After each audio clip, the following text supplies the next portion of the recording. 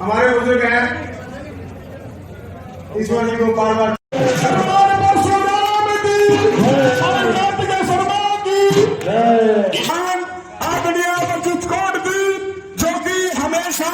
Delegation था उसका प्रतिनिधित्व करते हुए इंटर पार्लियामेंट्री यूनियन में जाने का मौका मिला जिनीवा में। इससे पहले भी मुझे जाने का मौका मिला और यूनाइटेड नेशंस की कमेटी का मुझे उसमें दायित्व मिला जहां मैंने भारत का पक्ष रखा उसके अंदर। तो वहां पर जितने भी देश आए थे जिनसे हमारा सरोकार था, जिनसे हमारी बातचीत थी, जिस तरीके से हमने उनसे बात की, जिस तरीके से उन्होंने हमारे को रिस्पॉन्ड किया, मुझे कहने में कोई संकोच नहीं है कि आज भारत को जिस नजर से देखा जाता है एक अलग विकसित देश की श्रेणी में, हालांकि हम विकसित देश नहीं है, उसकी श्रेणी में देखा जाता है। इस तरीके से लोग हमें देखने लग गए हैं, समझने लग गए हैं। मैं बात प्रधानमंत्री जी की सोच की भी करना चाहता हूं जब वो कहते हैं कि 2047 में भारत एक विकसित देश बनेगा। तो क्या परिभाषा है विकसित देश की? क्या है परिभाषा? परिभाषा विकसित देश की यह है कि जो देश का सबसे गरीब व्यक्ति है, जो सबसे जरूरतमंद व्यक्ति है, उसका जो लिविंग स्टैंडर्ड है वो एक स्तर के ऊपर आ जाए। कोई भी व्यक्ति देश में गरीबी रेखा के नीचे ना रहे।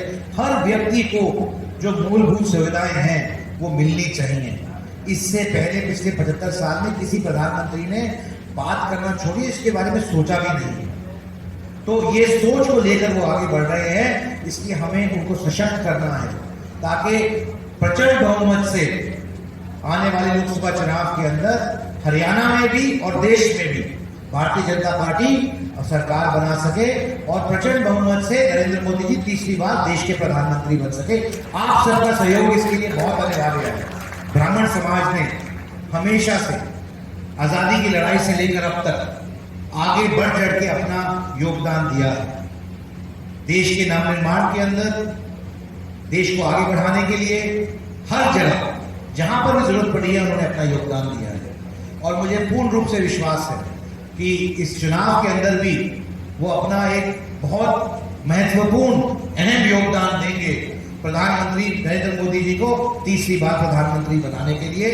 तो मैं बहुत लंबी बात तो नहीं कहना चाहता, लेकिन मैं अपना पुनः निमंत्रण आपको इसका दोबारा एक बार बताना चाहता हूं कि आने वाली 5 तारीख को 1 बजे पुरानी सब्जी मंडी में कार्यक्रम होगा और इस कार्यक्रम की मुख्य जिम्मेदारी आप सबों की है।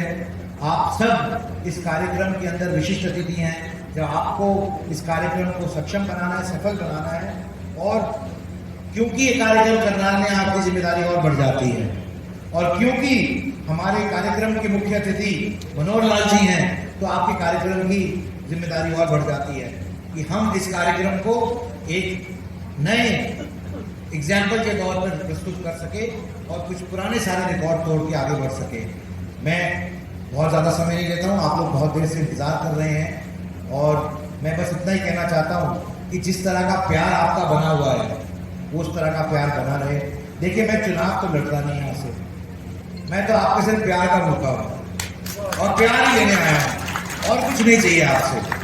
तो इसलिए आपका प्यार इस तरह बना रहे, आशीर्वाद बना रहे, बस इतनी कामना है। और इसके साथ भगवान परशुराम जी का जो ये जन्मोत्सव है उसको पूरे हर्षोल्लास से मनाएं, ये मेरी कामना है। और मैं इतना भी ये भी कहना चाहता हूँ कि भाई हरविंदर कल्याण जी जो आपके कर्मठ विधायक हैं, इनका मेरी जीत में भी उतना हिस्सा था, इनका भी पूरा श्रेय है मेरी जीत के अंदर, क्योंकि इनकी वोट ही नहीं थी, इनका सहयोग और योगदान भी था। जैसे कि पूरे करनाल जिले का है, इनका भी उतना ही था। और आपके पास एक इतनी अच्छी टीम है, मनोहर लाल जी जैसे सर क्या देखिए, आज के कार्यक्रम का मुख्य लक्ष्य न्योता देने का था। भगवान परशुराम जी के जन्मोत्सव के उपलक्ष्य में एक बड़ा कार्यक्रम आयोजित हो रहा है करनाल में पुरानी सब्जी मंडी को 5 तारीख को 1 बजे, और उसी का न्योता देने आया था छत्तीस बिरादरी को और समाज के प्रबुद्ध लोगों को। और ये कार्यक्रम लगातार चल रहे हैं। कल मैं हिसार में था, सिरसा में था, करनाल में हूँ, फिर पानीपत जाऊँगा, फिर कुरुक्षेत्र जाऊँगा, फिर हटेली, महेंद्रगढ़, लगभग हर ज़िले को जाकर मैं प्रमुख तौर से अपने आप न्योता दे रहा हूँ। और इस कार्यक्रम को सफल बनाने का दायित्व सब लोगों ने लिया। बहुत अच्छा रिस्पॉन्स मिल रहा है। कांग्रेस की